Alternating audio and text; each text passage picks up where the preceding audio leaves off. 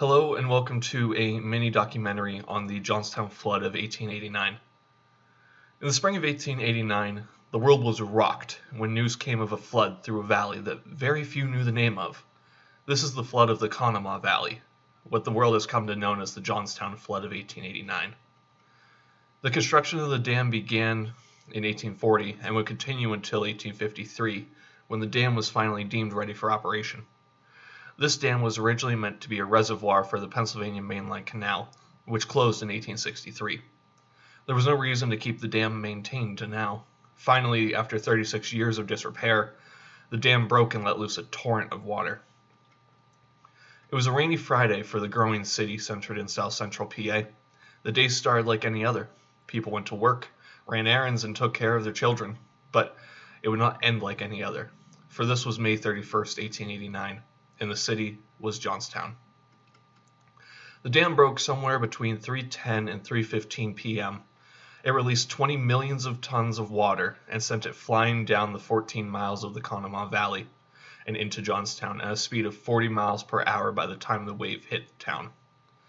One account states that the highest flood line was recorded at 89 feet above the normal river level. This was more than likely upstream, as the Johnstown City Hall building has the 1889 high water mark set at 21 feet high. Some of the best accounts for this disaster come from the employees of the Pennsylvania Railroad, what will be referred to as the Pensy from now on. Their accounts really help to show what happened that fateful day. Conductor Easton was the conductor on the second day express, as in the second express train of the day, these trains coming from Pittsburgh, Pennsylvania. When asked about his travel time on the second day express, Easton said between Lockport and Lackhall there was a small landslide there, and we were detained there probably 10 minutes until the division force got it out of the way. With regards to the flood, Easton reported that all passengers got out of second day express except 4, and they were saved. If the passengers of second day express had all remained in the cars, they would have all been saved, as the cars were not washed away at all. They were on the rail yet after the flood. The water got up only about 2 inches in the floor of the sleeping cars. The people who were drowned lost their lives trying to escape. If they had stayed in the cars, their lives would have been saved. These trains would end up going to the East Conemaugh yard, and its yardmaster survived and gave his account. In reference to the first and second day express trains, East Conemaugh yardmaster J.C. Wilkinshaw said that he had moved the trains to the highest track, about 2 hours before the rush of water. While sitting up in his tower, he claimed that he heard a whistle blow, and I knew it was the engine that was up there. The engine was east of Conemaugh, closer to the dam. She gave 4 or 5 long blasts. That meant she was in danger. I jumped off my chair, and soon I heard the second blast. I ran out and howled for every person to go away off the road and get to high ground, and I just started up the track. Just as I left the office, I saw the rear of the work train backing around the curve. I started up toward the train, and the minute I saw the train stop, I saw the engineer jump off and run for the hill. Just at that minute, I saw a large wave coming around the hill. When I saw it, it was a body of water in a swell, apparently to me about 4 feet higher than the track where I was standing. As soon as I saw it come from, every person was making for the hill. The day expresses were supposed to arrive by 10:34 a.m., but they did not. They arrived late. Agent C.P. Dougherty said that I concluded that there was an obstruction, and by going to the telegraph office, I learned that there was trouble west, but couldn't learn the cause. After that, he was asked about a break at Lily. To this, Dougherty responded that, "Yes, sir, I learned of that because I was exerting myself to get information for parties who were wanting to take trains in both directions. I was frequently back and forth from the telegraph office for that purpose, and what information I could get, of course, I advised them." The Pensy had telegraph office connections for all of the surrounding area, and that was how they learned of the disaster that was coming down the 14 miles of the Conemaugh Valley. Agent Dougherty said, when discussing a message being received, he said, "I am not positive about it, but I think I can give you nearly the wording of it." Quote, "From all information we can get from the South Fork Dam, it is running over the west side and middle, and is now becoming very dangerous." End quote. That is about the wording of it, and near as I can recollect. I understand he got that message to Mineral Point to direct and operator Paul, informed me that the operator at Mineral Point has started a man, or agreed to start a man at once to carry the message to AO Tower. I then left the office.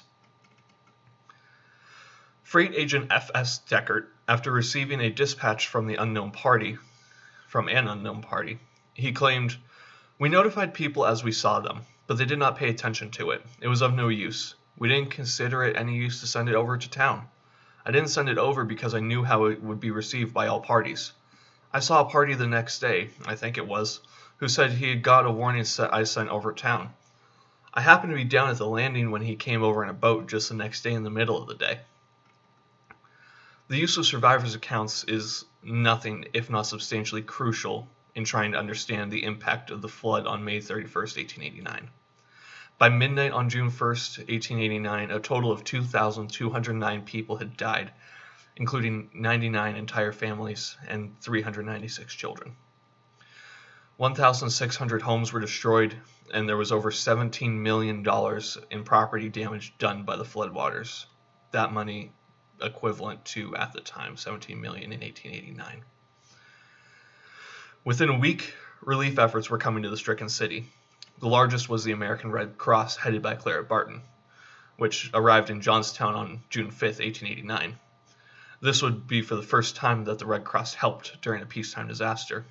The American Red Cross focused on building shelter and hotels. For these shelters, the primary tenants were homeless merchants and businessmen. Soon after the American Red Cross's arrival was the Philadelphia Red Cross that helped with food.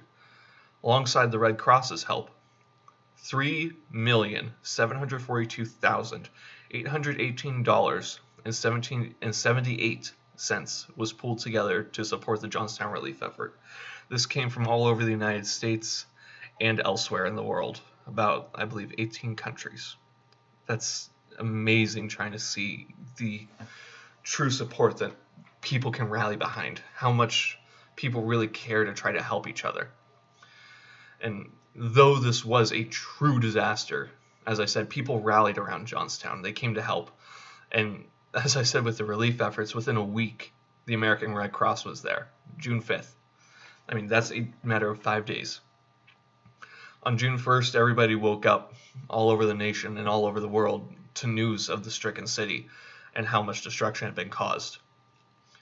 And through the accounts of survivors, primarily Pennsylvania Railroad employees, the events of that day have been remembered, and I don't think it will be forgotten anytime soon. That rainy spring day will not be forgotten anytime soon at all. And we shall see what comes up with more research. Thank you. Goodbye.